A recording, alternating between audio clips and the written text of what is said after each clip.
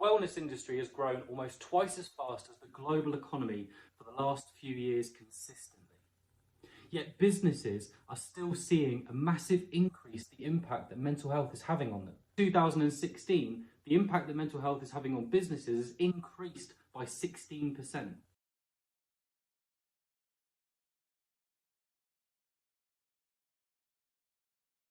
So why, despite the wellness industry increasing to grow year on year, does the mental health issues arising within businesses continue to grow as well? Every month, Arthur Ellis asks HR leaders, business leaders across the country to vote on what subject you want us to cover next. This month, you chose why mental health should be your business strategy.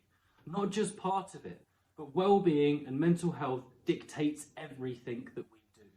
So it should be a fundamental part of what you do as a business. A lot of the time, when we think about mental health, we think about the negative sides of it, the illnesses, the conditions, and the difficulties that people experience. We don't often think about the positive sides of having good mental health and good well-being and what that can go towards. If we take a look at what good mental health and good well-being can bring us, then it can help support our decision-making, what actions we take, how we deal with situations and adapt to change, and drive action towards goals. It can support relationship building, overall productivity.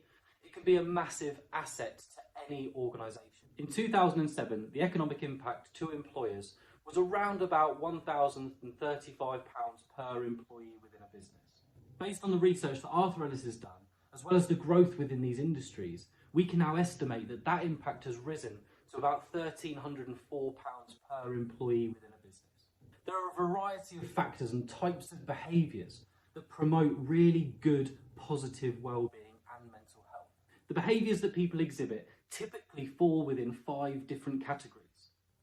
These categories are evidence-based, and they are proven to improve certain things like emotional regulation, stress management, the release of pleasure hormone, the ability to build solid, meaningful relationships, as well as reducing anxiety and depression. So far, with the massive growth of the wellness industry, a lot of people have become much more aware of the negative sides of mental health and poor well-being.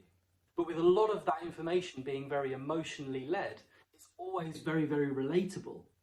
We can always relate to a lot of different things that people can share with their experiences.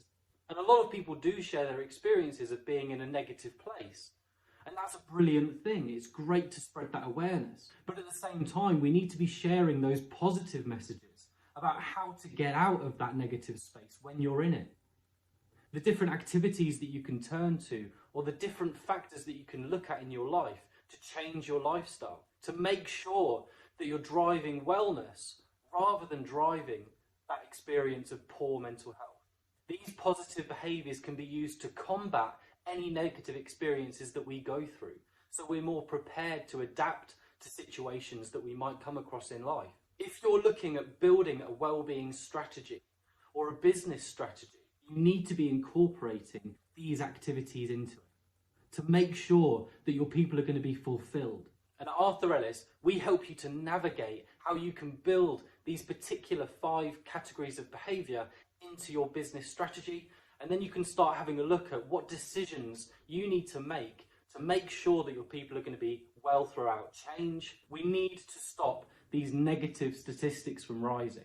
Something massive needs to change within the wellbeing industry. Otherwise, as an industry, it's going to continue to grow. So will the issue. If nothing changes, people will continue to become unwell. So please head over to the Arthur Ellis website.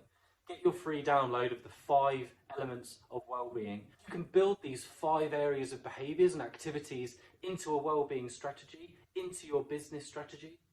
Then when business inevitably experiences change, your people are going to be much more supported, much more prepared to react positively towards that change, rather than you as a business reacting to poor mental health. Start working to improve the well-being of your staff, rather than reacting to when it gets bad. So head over to our website where you can download your free guide to these 5 categories of behaviours. Your first insight session is free, where we help you map these out. We're also running corporate winter wellbeing activities to help your staff and their families understand the elements of well-being that they need to keep consistent throughout winter to make sure that they're as well as possible. It's a challenging time, and we need to make sure that we're keeping consistent with these activities and these behaviours throughout, to make sure that we can come out the other side of this winter in the best shape possible.